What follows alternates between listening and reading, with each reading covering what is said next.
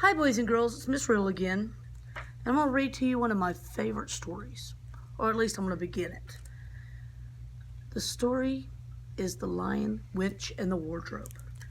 Now, I think it's really important to talk about this, because this story was written in 1950. That would be 70 years ago, boys and girls. 70. In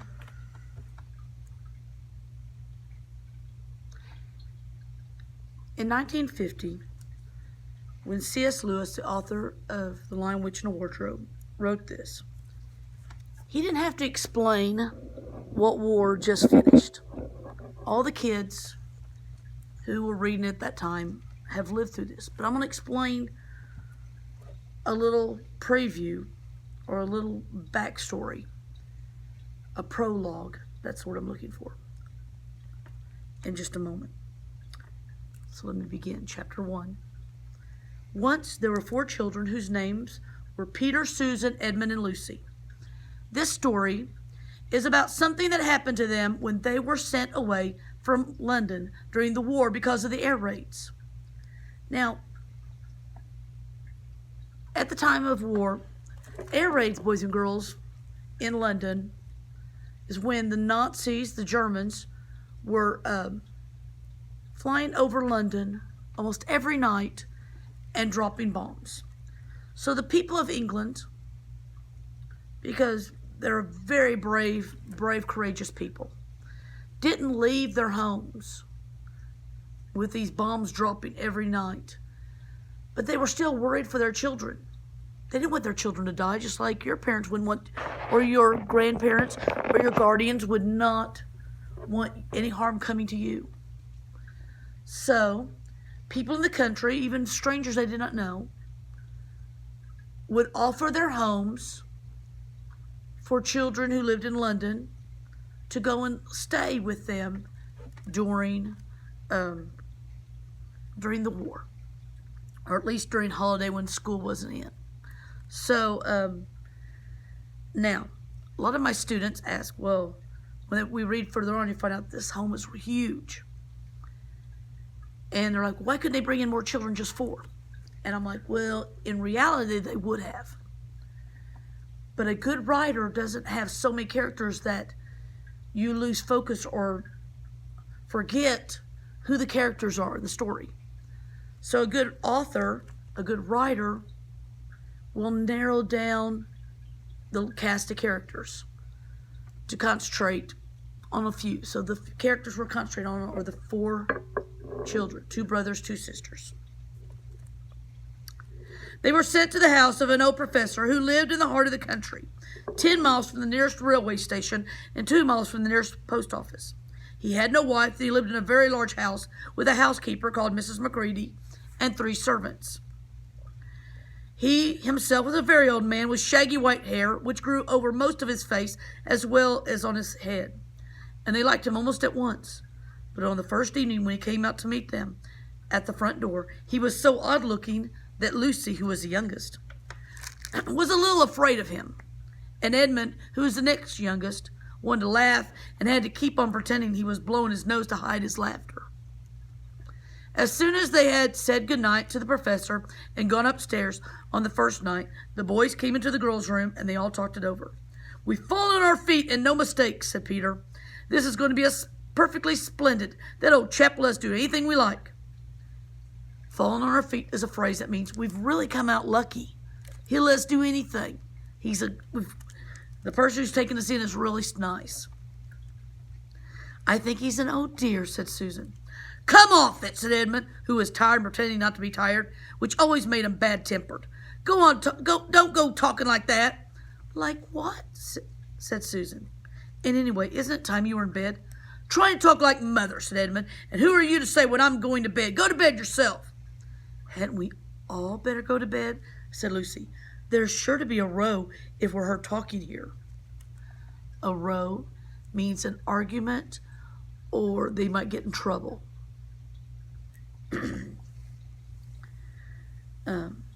No, there won't, said Peter. I tell you, this is the sort of house where no one's going to mind what we do. Anyway, they won't hear us. It's about 10 minutes' walk from here down to that dining room, and any amount of stairs and passages in between. A passage means a hallway. And I want to stop right here because with my students, we talk about what do good writers do? I love this book because C.S. Lewis does so well in his in describing things. How awesome is it to say it's about 10 minutes walk from here, their bedrooms, to the dining room or where they eat? I don't know about your house, but my house, literally from my bedroom to the kitchen, it might take me 50 seconds, a minute if I walk slow. How large of a home would it be? 10 minutes to walk from one place to another. I mean, it would have been really boring to say, it's a big house, or the house was really huge, or it's a very big house. He said 10 minutes. I think this is awesome. What's that noise? Asked Lucy. It was a far larger house than she had ever been in before, and the thought of all those long passages and rows of doors leading to empty rooms was beginning to make her feel a little creepy. It's only a bird, silly, said Edmund. It's an owl, said Peter. This is going to be a wonderful place for birds. I shall go to bed now. I say, let's go and explore tomorrow. You might find anything in a place like this. Did you see those mountains as we came along? And the woods? There might be eagles. There might be stags. There'll be hawks. Badgers, said Lucy. Snakes, said Edmund. Foxes, said Susan.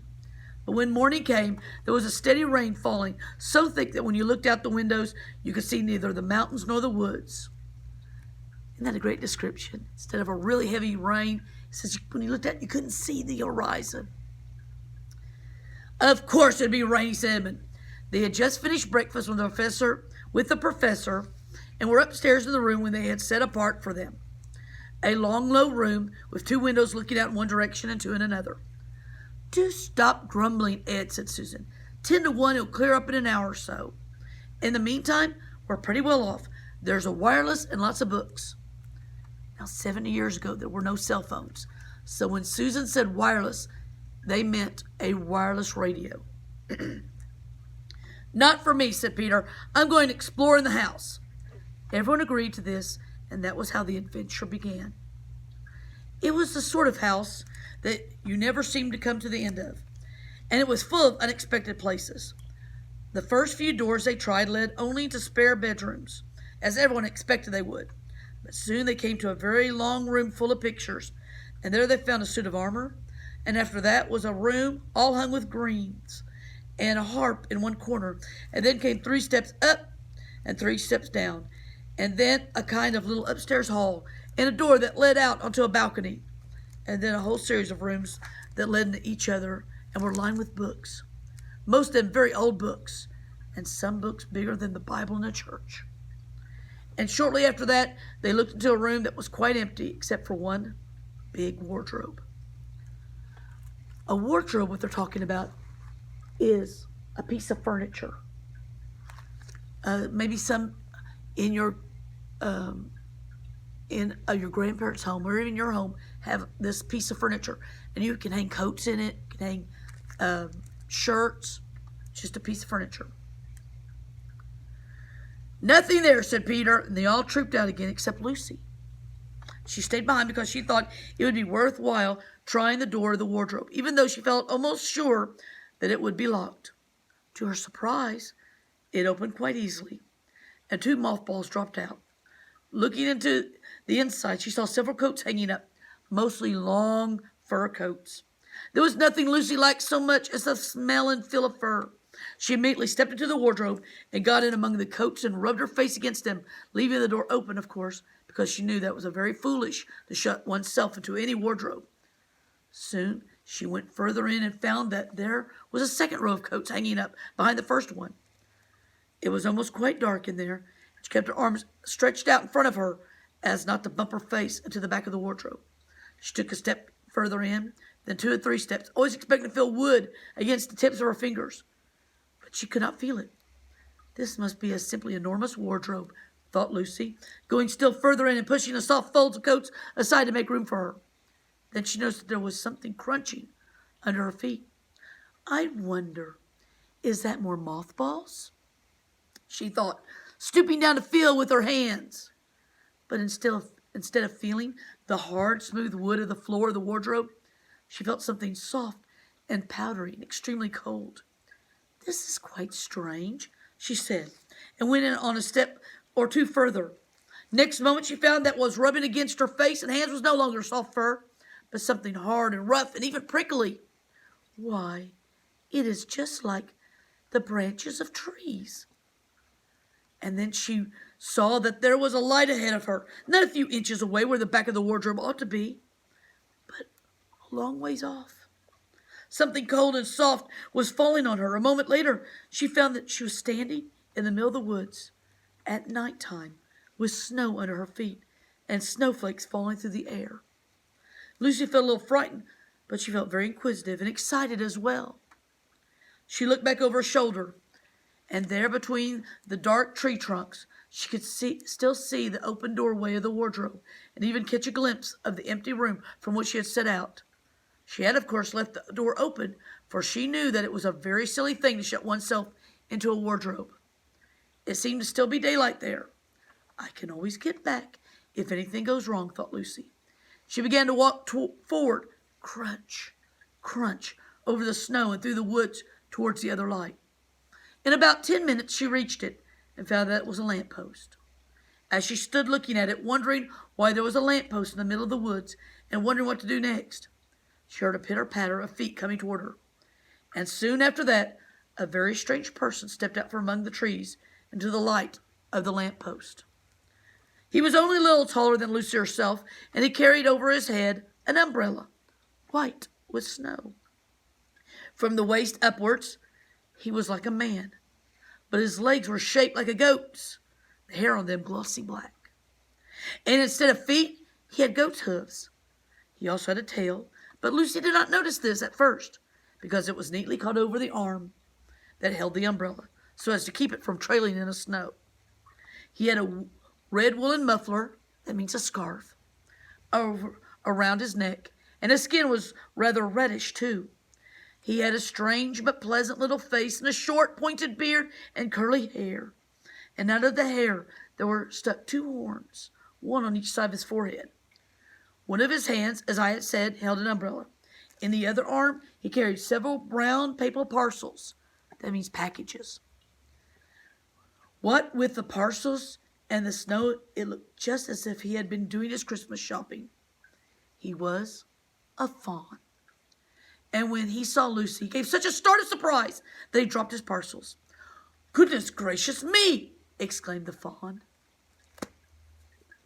I will read chapter 2 and chapter 3 in the next segment. Remember, Miss Riddle loves you. And if you ever get a chance, please pick up Lion, Witch, and a Wardrobe. It is the second book in the series, Chronicles of Narnia series, but it's the first book that C.S. Lewis wrote. I want you to think about that until our next series, how C.S. Lewis wrote this book first, but in the series, it's the second book. I'll give you a hint. Prequel. That's the only hint. Figure it out. There's your clues. I will see you next time. Remember, Miss Riddle loves you.